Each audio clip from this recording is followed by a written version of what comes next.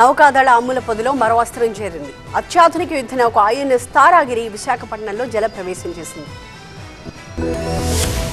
భారత నౌకాదళ చరిత్రలో మరో కీలక ఘట్టం ఆవిష్కృతమైంది. దేశీయ పరిజ్ఞానంతో రూపొందించిన అత్యాధునిక యుద్ధ నౌక ఐఎన్ఎస్ తారాగిరి నేవీ అమ్ముల పొదిలో చేరింది. స్టెల్త్ టెక్నాలజీతో రూపొందించిన ఐఎన్ఎస్ తారాగిరిని రక్షణ శాఖ మంత్రి రాజ్నాథ్ సింగ్ కమిషన్ చేశారు. CDS general Anil Chauhan, navy chief admiral Dinesh, ఇతర అధికారుల సమక్షంలో ఈ నౌకను జలప్రవేశం చేయించారు. ఈ వార్షిప్ విశాఖ కేంద్రంగా సేవలు అందించనుంది. శత్రువుల రేడార్లకు చిక్కకుండా ప్రయాణించగలిగే స్టెల్త్ టెక్నాలజీతో రూపొందించారు. ముంబైలోని మాజాగావ్ డాక్ షిప్ బిల్డర్స్ లిమిటెడ్ దీన్ని నిర్మించింది. ఆత్మ నిర్భర్ భారత్ లో భాగంగా నిర్మించిన అత్యంత శక్తివంతమైన నౌకలో ఇది ఒకటి.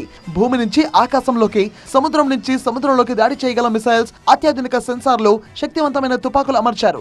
దాదాపు 149 మీటర్ల పొడవు, 17.8 మీటర్ల వెడల్పు ఉన్న ఈ నౌక గంటకు 28 నాటికల్ మైళ్ల వేగంతో ప్రయాణించగలదు. హిందూ మహాసముద్ర ప్రాంతంలో చైనా కదలికలు పెరుగుతున్నాయి. ఈ క్రమంలో ఐఎన్ఎస్ తారాగిరి అత్యంత కీలకంగా మారనుంది. ఇండో పసిఫిక్ ప్రాంతంలో శాంతిని కాపాడడంతో పాటు భారత సముద్ర ప్రయోజనాలను రక్షించడంలో ఇది కీలక పాత్ర పోషించనుంది.